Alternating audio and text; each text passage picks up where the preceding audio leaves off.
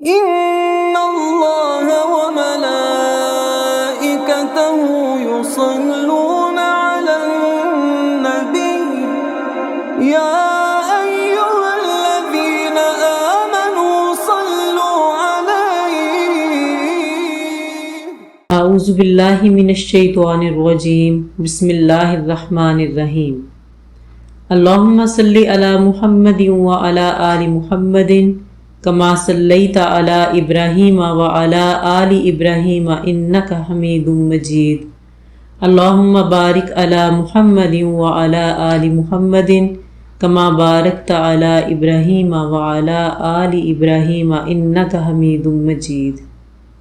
معزز سامعین، السلام علیکم ورحمۃ اللہ۔ ہمارا آج کا سبق مشتمل ہے سورہ توبہ کی آیت نمبر 11 سے 15 تک۔ سورہ توبہ آیت نمبر 11، ترجمہ: فَإِن تَابُوا، پس اگر وہ توبہ کریں، وَأَقَامُوا الصَّلَاةَ، اور قائم کریں نماز، وَآتُوا الزَّکَاةَ، اور ادا کریں زکوٰۃ، فَإِخْوَانُکُم، پس وہ تمہارے بھائی ہیں، فی الدین، دین میں۔ پس اگر وہ توبہ کر لیں اور نماز قائم کرنے لگیں اور زکوٰۃ ادا کرنے لگیں، پس وہ تمہارے دین میں بھائی ہیں۔ وَنُفَصِّلُ الْآيَاتِ، اور ہم تفصیل سے بیان کرتے ہیں نشانیاں یا آیات، لِقَوْمٍ يَعْلَمُونَ، اس قوم کے لیے جو جانتی ہے یا علم رکھتی ہے۔ اگر ہم ان کے الفاظ معنی دیکھیں، تابو التوب سے ہے، یعنی اعتراف جرم کے ساتھ آئندہ گناہ نہ کرنے کا عہد کرنا۔ اقامو اقامت، کسی جگہ ٹھہرنا، اقامت کرنا، پورا پورا حق ادا کرنا۔ صلاۃ، دعا، نماز، درود۔ الزکوٰۃ، نشو و نما جو برکت سے حاصل ہو، پاکیزہ ہو۔ اس آیت مبارکہ میں ہم 3 باتیں دیکھیں گے۔ نمبر 1، اسلامی برادری میں داخل ہونے کی 3 شرائط۔ نمبر 2، اہل قبلہ کون ہیں، اور نماز اور زکوٰۃ لازم و ملزوم ہیں۔ اسلامی برادری میں داخل ہونے کی 3 شرائط اس آیت مبارکہ میں ہم سیکھ رہے ہیں: توبہ کرنا، نماز پڑھنا اور زکوٰۃ دینا۔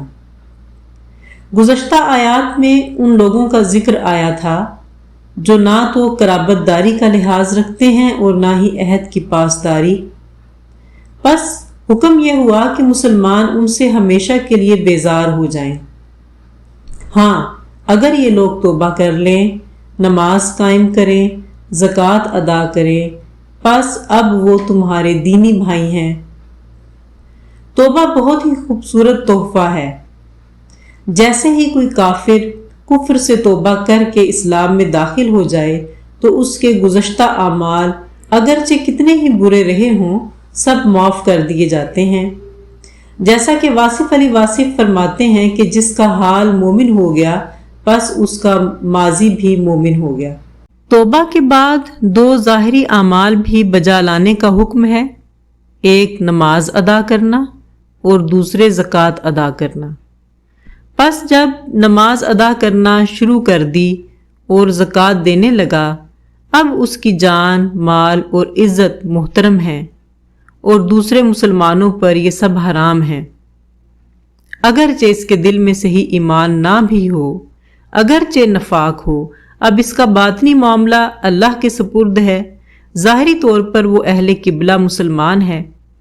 اب اگر ان 2 میں سے کسی کا انکار کرتا ہے تو اس سے قتال کیا جائے گا، جیسا کہ حضرت ابوبکر صدیق رضی اللہ تعالی عنہ نے منکرین زکوٰۃ سے اعلان جنگ کیا، حالانکہ وہ لوگ مسلمان تھے، مگر زکوٰۃ کا انکار کرنے کی وجہ سے ان لوگوں سے قتال کیا گیا۔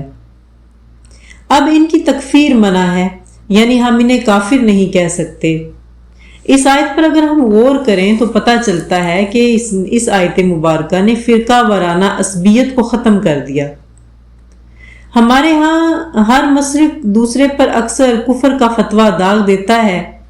یہ آیت ہمیں سکھاتی ہے کہ جو شخص شرک اور کفر سے تائب ہوا، نماز پڑھی، زکوٰۃ دی، اب وہ مسلمانوں کا دینی بھائی ہے، اس کی تکفیر جائز نہیں، کیونکہ اب یہ مسلمان ہے اور اس کے ظاہری اعمال مسلمانوں کے مثل ہیں، اس پر کفر کا فتویٰ نہیں دے سکتے، وہ اہل قبلہ ہیں۔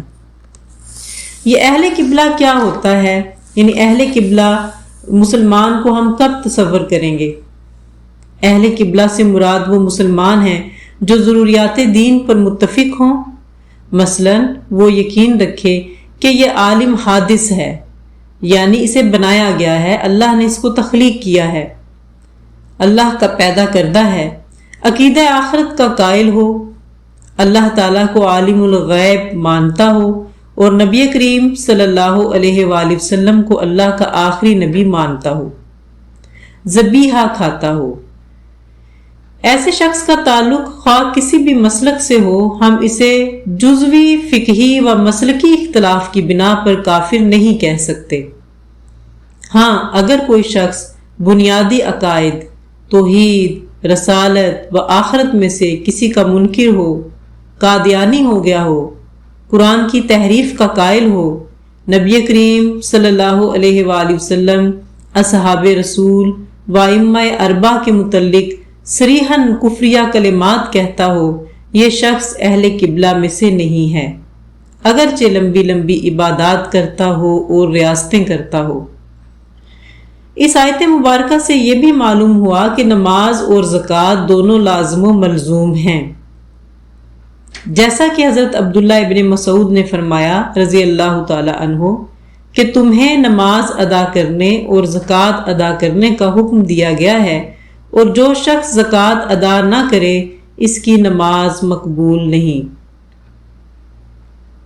امام ابو جعفر محمد بن جریر طبری رحمۃ اللہ علیہ روایت کرتے ہیں، ابن زید نے کہا کہ نماز اور زکوٰۃ دونوں فرض کی گئی ہیں اور ان کی فرضیت میں فرق نہیں ہے، اور اللہ تعالیٰ نے بغیر زکوٰۃ کے نماز قبول کرنے سے انکار فرما دیا۔ اللہ تعالیٰ حضرت ابو بکر رضی اللہ تعالی عنہ پر رحم فرمائے، وہ کس قدر فقیہ تھے۔ اب ہم آگے بڑھتے ہیں آیت نمبر 12 کی طرف۔ وَإِن اور اگر نَقَصُوا أَيْمَانَهُمْ وہ توڑ دیں اپنی قسمیں، مِن بَعْدِ عَهْدِهِمْ اپنے عہد کے بعد، یعنی وہ عہد کرنے کے بعد اپنی قسمیں توڑ دیں، وَطَعَنُوا اور طعن کریں، فی دینکم تمہارے دین میں، فقاتلوا پس لڑو، ائمۃ الکفر ان کفر کے سرداروں سے، انہم بے شک لا ایمان لہم ان کی کوئی قسم باقی نہیں ہے، یا کوئی عہد نہیں ہے، یا ان کا کوئی اعتبار نہیں ہے۔ ایمانہ قسم، عہد اور اعتبار تینوں کے معنی میں آتا ہے۔ لا نہیں ہے ایمانہ کوئی اعتبار یا کوئی عہد یا کوئی قسم، لہم ان کے لیے، لعلہم شاید کہ وہ ینتہون باز آ جائیں، اور اگر وہ اپنی قسمیں عہد کر لینے کے بعد توڑ دیں اور تمہارے دین میں طعن کریں، پس ان کفر کے سرداروں سے لڑو، بے شک ان کا کوئی اعتبار نہیں ہے تاکہ وہ باز آ جائیں۔ مشکل الفاظ کے معنی ہم دیکھیں گے۔ لفظ آیا ہے ناقصو یعنی توڑ دینا، النقص سے ہے، کمبل اور سوت ادھیڑ دینا، عہد شکنی کرنا۔ ایمانہم یمین سے ہے، اس کا مطلب ہوتا ہے قسم۔ الطعن یعنی وطعنوا اور وہ طعن کرنے لگیں، فی دینکم تمہارے دین میں، یہاں پہ لفظ الطعن اس کا مطلب ہوتا ہے نیزہ اور سینگ، کسی نوکیلی چیز سے زخم کرنا، تانا دینا۔ ائمہ امام کی جمع ہے، جس کی پیروی کی جائے، جو پیشوا ہو اسے امام کہا جاتا ہے۔ ینتہون انتہا یعنی ممنوع کام سے رک جانا۔ اب ہم اس کی تفسیر دیکھتے ہیں اور اس میں دو باتیں زیادہ اہم ہیں جس پر ہم بات کریں گے کہ دین میں طعن و تشنیع کیا ہے، کفر کے پیشوا کون ہیں۔ جیسا کہ ہم پہلے پڑھ چکے ہیں کہ 6 ہجری میں کفار مکہ سے یہ معاہدہ طے پایا تھا کہ 10 سال تک فریقین جنگ نہیں کریں گے۔ یہ معاہدہ صلح حدیبیہ ہے، مگر سورہ توبہ ہی کی آیت نمبر 7 میں اللہ نے یہ پیشن گوئی فرما دی تھی کہ یہ لوگ معاہدہ ضرور توڑ دیں گے، جبکہ آیت نمبر 8، 9 اور 10 میں اللہ نے اسباب بتا دیے کہ معاہدہ کیوں توڑیں گے۔ آیت نمبر 11 میں ایک تھوڑی سی چھوٹ دی اور فرمایا کہ اگر یہ توبہ کر لیں، نماز پڑھیں، زکوٰۃ دیں تو یہ تمہارے دینی بھائی ہیں، جبکہ اس آیت مبارکہ میں جو سورہ توبہ کی 12ویں آیت ہے، فرمایا کہ اگر یہ لوگ معاہدہ توڑ دیں اور توبہ نہ کریں تو اب تم پر کیا لازم ہے، تم کیا روش اختیار کرو گے؟ تو فرمان یہ ہے کہ اگر وہ اپنا معاہدہ توڑ دیں، دین اسلام پر طعن و تشنیع کریں تو ان کفر کے پیشواؤں سے لڑو۔ یہاں وہی 2 سوال قابل غور ہیں کہ دین میں طعن و تشنیع کیا ہے اور کفر کے پیشوا کون ہیں۔ کفر کے پیشوا حضرت قتادہ رضی اللہ تعالی عنہ فرماتے ہیں کہ کفر کے علم بردار یہاں ابو سفیان بن حرب، امیہ بن خلف، عتبہ بن ربیعہ، ابو جہل بن ہشام اور سہیل بن عمر ہیں۔ یہ وہ لوگ ہیں جنہوں نے اللہ سے عہد کر کے توڑا اور رسول اللہ صلی اللہ علیہ وآلہ وسلم کو مکہ سے نکالنے کا قصد کیا تھا۔ امام رازی رحمۃ اللہ علیہ کے مطابق اگر کوئی ذمی بھی اسلام پر طعن کرے، عہد توڑ دے تو اس کا قتل کرنا بھی واجب ہو جاتا ہے۔ اسلام پر یا دین میں طعن کرنا کیا ہے؟ طعنوا فی دینکم، اس کی تھوڑی سی تشریح ہم دیکھتے ہیں۔ طعن کا مطلب ہوتا ہے زخم دینا، عیب نکالنا، بدنام کرنا، تنقید کرنا، نقص نکالنا۔ یہ ایک سنگین اور ناپسندیدہ عمل ہے اور اسلام اس کے عقائد، احکام، شعائر، مقدسات یا دینی شخصیات پر تنقید کرنا، مذاق اڑانا، تحقیر کرنا یا بدگمانی ظاہر کرنا۔ دین میں طعن کرنے کی کئی اقسام ہیں۔ پہلی قسم ہے اللہ اور اس کے رسول صلی اللہ علیہ وآلہ وسلم پر طعن کرنا۔ یہ صریحاً کفر ہے، ایسا شخص دائرہ اسلام سے خارج ہو جاتا ہے۔ نمبر 2، قرآن اور شریعت پر طعن کرنا، مثلاً کہنا کہ اسلام کے احکام پرانے ہو چکے ہیں یا یہ نظام ناقص ہے۔ اگر یہ جان بوجھ کر ضد سے اس نے کہا تو ایسا کہنے والا مرتد ہو جاتا ہے۔ نمبر 3، شعائر اسلام پر طعن کرنا، جیسے نماز، روزہ، حجاب، داڑھی، اذان اور پردہ وغیرہ کو حقارت سے دیکھنا۔ نمبر 4، صحابہ کرام اور اہل بیت پر طعن، ان کی بدگوئی یا سب و شتم کرنا۔ یہ حرام ہے اور گناہ کبیرہ ہے۔ اہل سنت کے نزدیک حضرت ابو بکر صدیق رضی اللہ تعالی عنہ، حضرت عمر رضی اللہ تعالی عنہ، حضرت عثمان رضی اللہ تعالی عنہ اور حضرت علی رضی اللہ تعالی عنہ اور دیگر صحابہ کرام کی توہین کرنا سنگین جرم ہے۔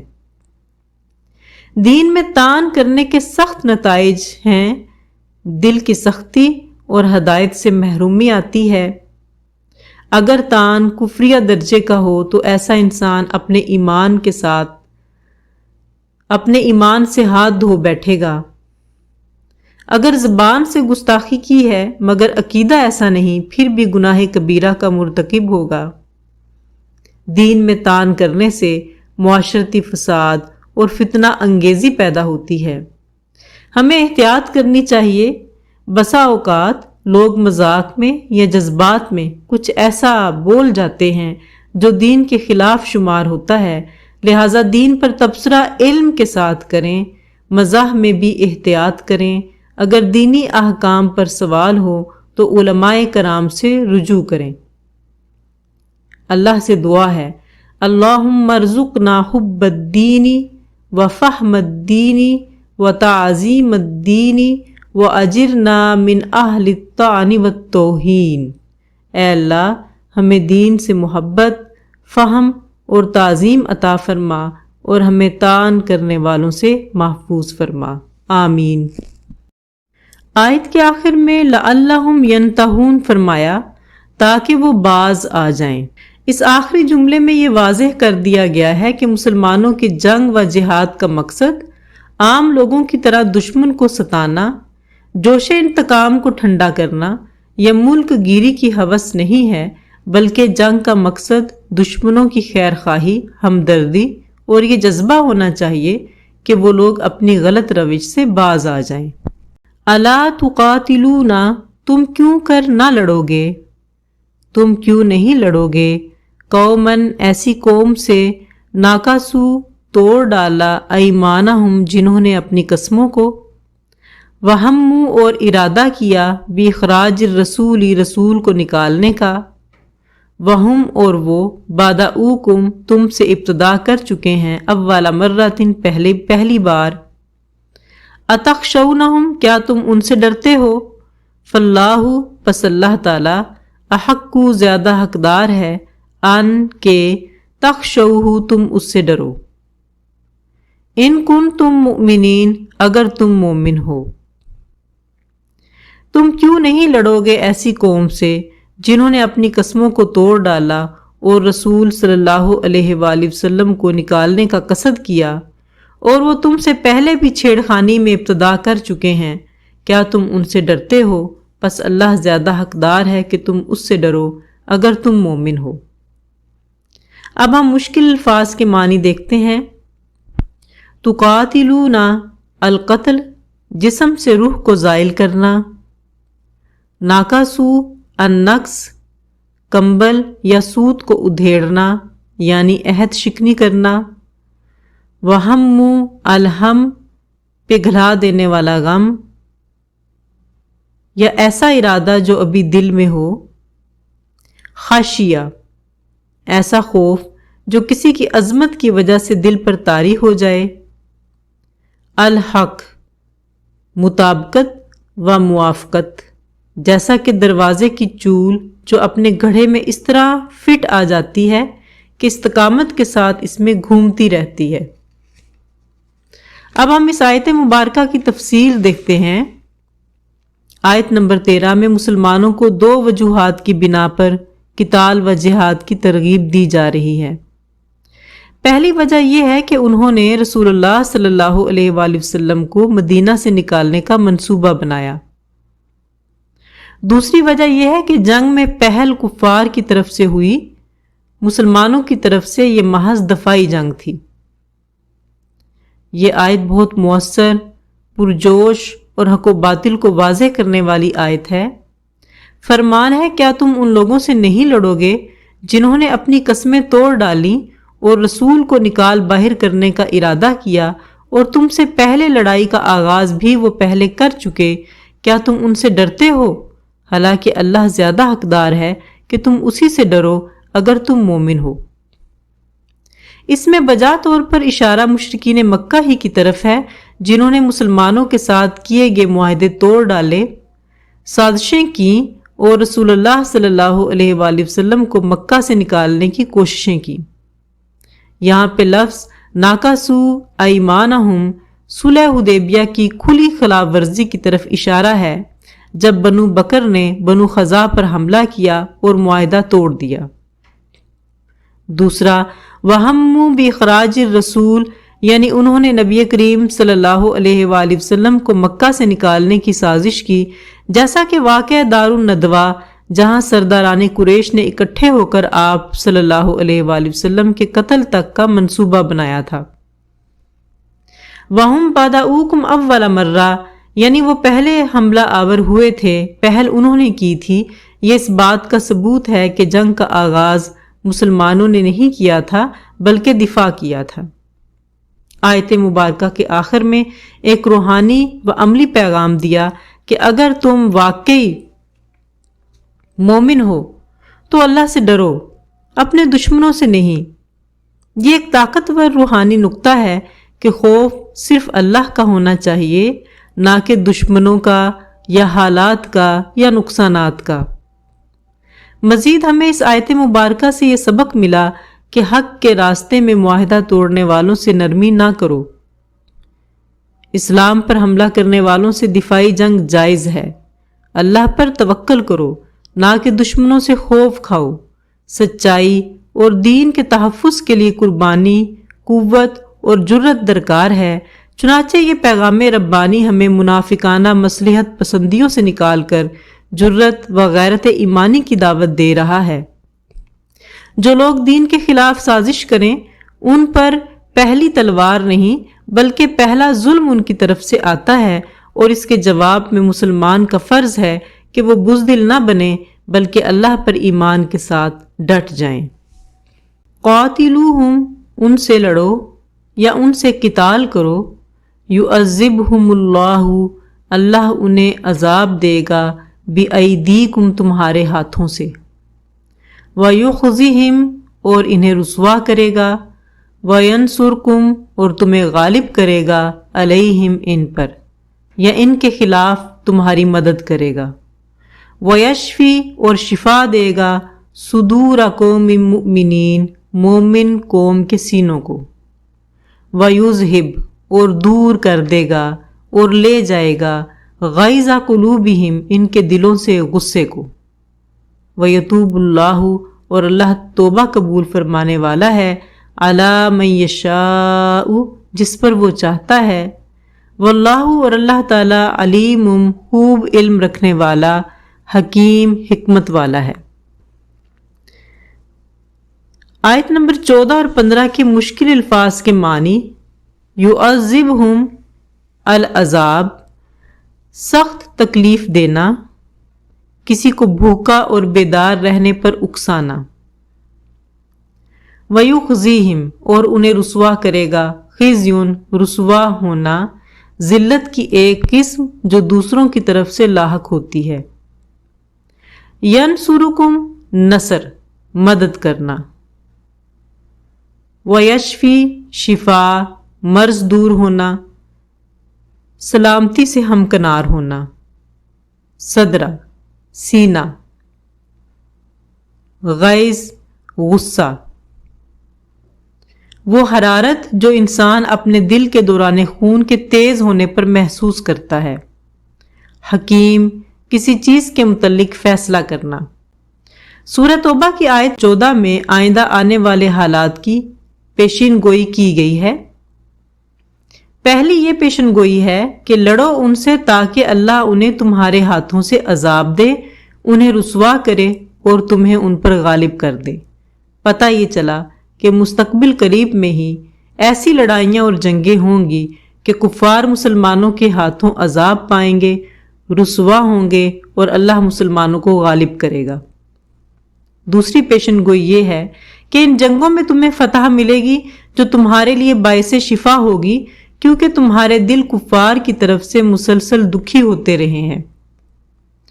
تیسری پیشن گوئی یہ ہے کہ کفار مکہ کی عہد شکنی اور غداری کے سبب جو غصہ تمہارے اندر پیدا ہو گیا تھا وہ انہیں مغلوب اور مغضوب دیکھ کر دور ہو جائے گا، یعنی وَيُذْهِبْ غَيْظَ قُلُوبِهِمْ، اور دور کر دے گا ان کے دلوں سے غصے کو۔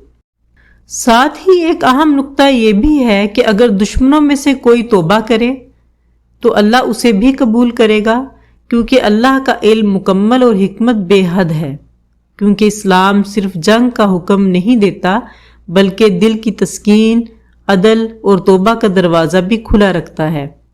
یہ آیات روحانی پیغام دیتی ہیں کہ دشمنوں کے زخم دلوں پر لگتے ہیں، مگر جب اللہ کے حکم سے حق غالب آ جاتا ہے تو وہی دل جو غیظ سے پھٹ رہے ہوتے ہیں ایمان کی ٹھنڈک سے بھر جاتے ہیں۔ یہاں قابل ذکر آیت کا ٹکڑا ہے وَيَشْفِي صُدُورُ مُؤْمِنِينَ، یعنی وہ مومنین کے سینوں کو شفا دے گا۔ یہاں شفا سے مراد دل کی ٹھنڈک، سکون، تسلی اور اندرونی زخموں کا مرہم ہے۔ اہل ایمان کے دلوں میں کفار کی ایذا رسانیوں، ظلم و ستم، تمسخر اور پیاروں کی شہادتیں جو بدر و احد میں ہوئیں، ان کا دکھ، غصہ اور غیرت ایمانی کا درد تھا۔ اللہ نے وعدہ فرمایا، جب تم دشمنان اسلام پر غالب آؤ گے، جب حق بلند ہوگا تو تمہارے دلوں کے زخم بھر جائیں گے۔ اللہ فتح و نصرت کے ذریعے دلوں کو تسکین و شفا عطا کریں گے۔ ہمیں روحانی پیغام ملتا ہے کہ مومن کا دل اللہ کے دین کے ساتھ محبت میں جیتا ہے۔ جب دین کا جھنڈا سرنگوں ہوتا ہے یا دشمن حق پر غالب آتا ہے تو مومن کا دل زخمی ہو جاتا ہے، اور جب مومن دین کو سر بلند دیکھتا ہے تو اس کے دل کو شفا ملتی ہے۔ پتہ چلا کہ دنیا کی سب سے وزنی چیز مومن کا دل ہے۔ یہ دل ایمان کے درد سے دھڑکتا ہے، عشق رسول سے روشن ہوتا ہے، اور جب دشمنان حق دین کی توہین کرتے ہیں، جب شہیدوں کا خون بہتا ہے، جب ظلم کا علم بلند ہوتا ہے، تو یہی دل سب سے زیادہ تڑپتا ہے۔ قرآن مجید نے عجیب وعدہ فرمایا، وَيَشْفِي صُدُورَ قَوْمٍ مُؤْمِنِينَ، اور وہ شفا دے گا مومن قوم کے سینوں کو۔ یہ آیت کوئی عام الفاظ نہیں، یہ ان زخمی دلوں کے لیے آسمانی مرہم ہے جو دین کے غم میں تڑپتے ہیں، جن کی راتیں فتنوں کے خوف سے بے چین اور دن دین کی فکر میں بے چین ہوتے ہیں۔ یہ وعدہ ہے کہ جب تم دین کے لیے کھڑے ہو جاؤ گے، جب تمہارے ہاتھوں سے باطل دبایا جائے گا، جب ظلم کا تاج گرے گا، جب آذانیں محفوظ ہوں گی، جب قرآن کے لفظوں کو تان سے بچایا جائے گا، تو اے اہل ایمان، تمہارے دلوں کو شفا ملے گی۔ یہ شفا کیا ہے؟ یہ آنسو کا رک جانا ہے، بے بسی کا مٹ جانا ہے، شہداء کے خون کی لاج ہے، حق کی فتح پر سجدہ ریزی ہے۔ یہ وہ سکون ہے جو صرف اللہ کی مدد سے ملتا ہے۔